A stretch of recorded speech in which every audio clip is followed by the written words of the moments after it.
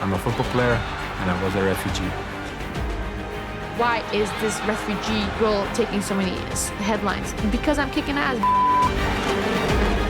If everybody were outraged, that would be the most inspiring thing.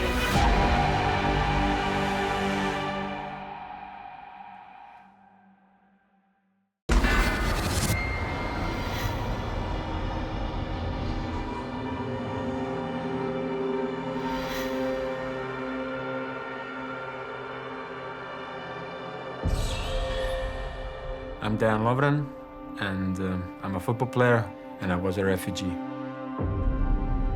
Well, I'm Nadia Nadim. I'm a professional football player, play for the Danish national team. Born in Afghanistan, and when I was 10 years old, we came as refugees to Denmark.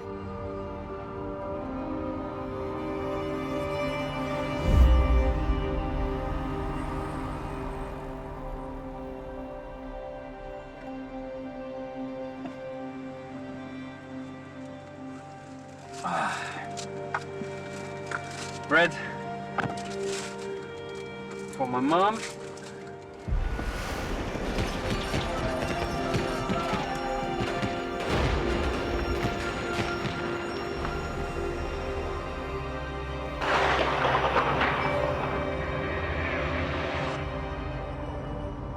Whenever I go through the villages, in Croatia, unfortunately, you still see the bullets on the walls from the war. And we're talking about 25 years. Dobar dan. Nemam da snimam. Nije samo. Znači ti. Nemoj zajebavati. We had luck because my granddad was working before the war in Germany, so we had somewhere to go. But imagine the people who didn't had anything.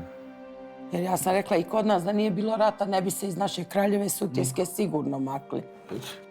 Šta ću reći, šta da nije bilo jednostavno? Pa nije bilo. Nije, naravno da nije ti s 3 godine i moj tat je trebalo u principu u jednu torbu spakovati cijeli život i pokrenut se. I šta smo mogli ponijeti osim nekih stvari, robe za presvući?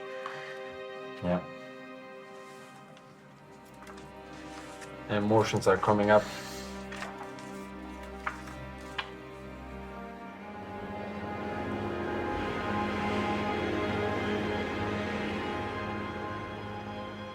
My dad was in the Afghan military, and before the war started, I had like a really safe and healthy childhood, I would say. But when the Taliban gained power, my dad was killed, and at this point, they were also after my mom. So we were just told to low profile during the night, grab nothing, leave the house in a van. You're actually fighting for your life, and you wanna just be safe. I remember how cold it was, how hungry I was, terrified that we didn't know what's gonna happen, and we were smuggled out of the country, and somehow,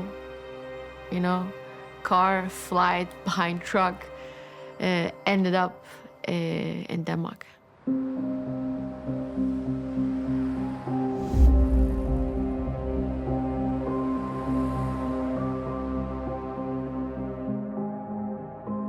So at the refugee camp, there was these football fields just beside us. So I used to watch them train, and I've heard about football, haven't really watched it so much. One day, I saw a girls' team play. At that moment, I think I knew I want to play football. And then one day I was like, oh, I really kind of want to train the way they're doing. So I went and asked the coach, just went and asked if I could play. And he smiled, he's like, yeah, cool, get in. That's how I made like my first Danish friends, even though I didn't even speak the language. You don't really speak, but you still communicate with the ball. I ovdje smo stalno išli ovo. I tu smo uvijek jedan na jedan išli. Ja sam bio bolji u driblizima, on je bio... Di si bio bolji? Hajde. Da, ovdje sve počelo. Ovdje tvoja zagrada. 3. kat. Famozni 3. kat, a? 3. kat. Nisam volio pričati da sam iz Bosne jer znam da će me svi ljudi zezat. To je meni najveći bilo problem, razumiješ? I zato ja nisam nikom to ni pričao, nego sam pričao, došao sam iz Njemačke. In Karlovac, in front of my apartment, there was a small grass pitch, and I saw 8 to 10 kids playing football, and I came out with my Bayern Munich shirt. Because in Germany it was always, you know, if you come out with your Bayern Munich shirt, you're the guy, you know? But I felt they'd been laughing about me. And then somebody said something. And then I fight with this one of the strongest guys in our area. And from that moment on, I found my best friend, Mattia. But yeah, that was my beginning, you know. First day, first fight, and first football.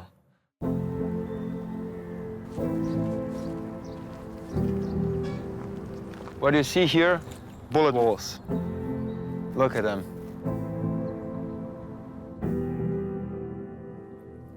Yeah, that was my first registration for the club. When I received this, I felt proud that I'm part of this. I knew what this badge was and is today. It's from the Croatian national team.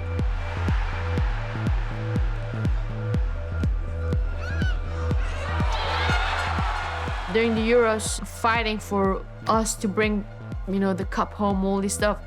And the only thing some of the politicians could think of is, why is this refugee girl taking so many headlines? Because I'm kicking ass.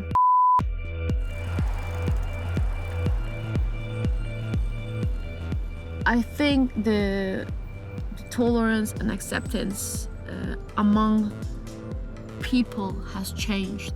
I have to prove myself every day because, I don't know, I think because you're the outsider. And I don't think that's gonna ever change. Hej. Altså, hvis jeg har sat mig for, nu vil jeg gerne opnå det her, og når jeg endelig er der. My role is showing, you know, people who get a second chance can achieve.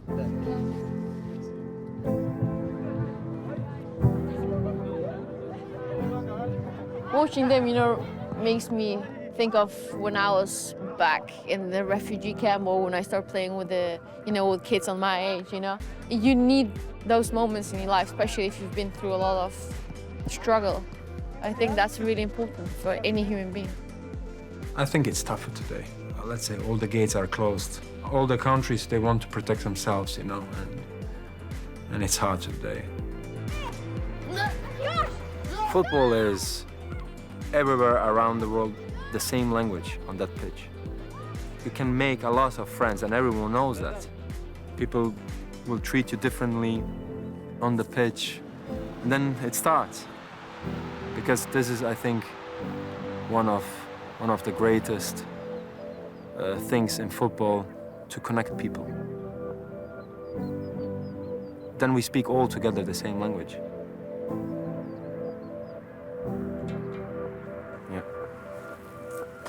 Football is something that is followed by billions of people around the world. We have to show that we love each other, that we treat people the same way, that we are all equal.